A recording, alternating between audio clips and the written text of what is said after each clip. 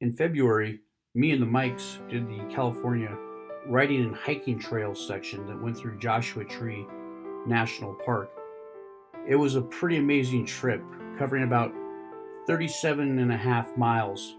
We got a little cocky and decided to do it in 2 days, which was just a little bit rough. Well, my mom saw it and she decided that she wanted to go do some backpacking in Joshua Tree too.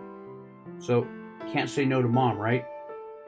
Now, I'd grown up coming to this area. My grandparents and great grandparents lived in Yucca Valley. When I was in the Marine Corps, I did a little bit of involuntary time at 29 Palms, right across the valley from Joshua Tree. So it's kind of funny looking back at it now as an adult. The idea of voluntarily coming to this area is a little surprising. But I'll tell you, Joshua Tree is an absolutely amazing place, and it's gotten very popular over the years with a lot of people. But what isn't too popular is backpacking this trail through the wilderness of Joshua Tree.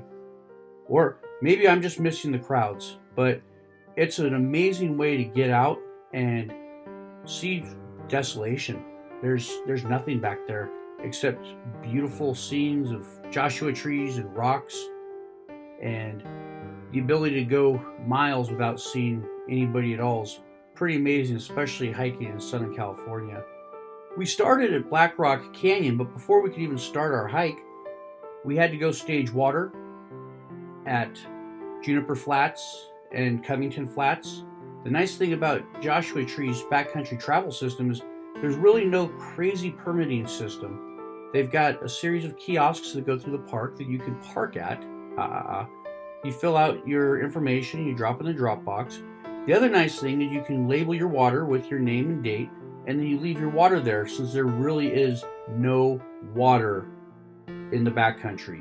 No water in the backcountry, just to be clear. So if you're doing it, definitely maybe stage a little bit more water than you think you need. It was in the 80s, low 80s while we were hiking, but we were definitely feeling the warmth. And by the time we were setting up camp, we were ready to take a break. So we got some amazing sunset views from the valley. We made it about 9 miles day one. We were doing 20 miles of this. We weren't doing the whole trail. Waking up, we tried to get as close to the little canyon edge. There's a small canyon. Now, I made the mistake of telling my mom that this trip was mostly downhill, which technically it is, although the first few miles is uphill, and there is a canyon that you've got to drop into and drop out of. It's funny because I was actually stressing the canyon a little bit more than I should have. That was probably because when we did it last time, that was all a straight shot in one day. It's amazing, though, to see the difference in life zones up here, though.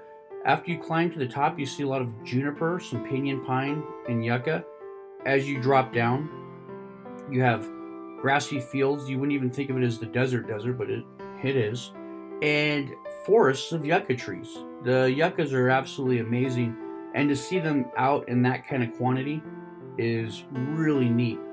The trail itself, I think it's one of the better trails I've backpacked. It's relatively flat, it's well worn, easy to navigate. The California Riding and Hiking Trail pretty much has a mile marker every way, which makes navigation pretty easy and very intuitive, especially when you pair it up with like a Tom Harrison map. It was fun. All in all, we did roughly 20 miles. Hiking with mom was absolutely amazing. She hadn't backpacked in a while, and it was my first time backpacking with mom, so we had a really good time. It was a good way to catch up and get some miles in. When we finally made it down, it was time to drink some water, go get something to eat, and then get back on the road and head home. So we had a really good time, and hope you check it out.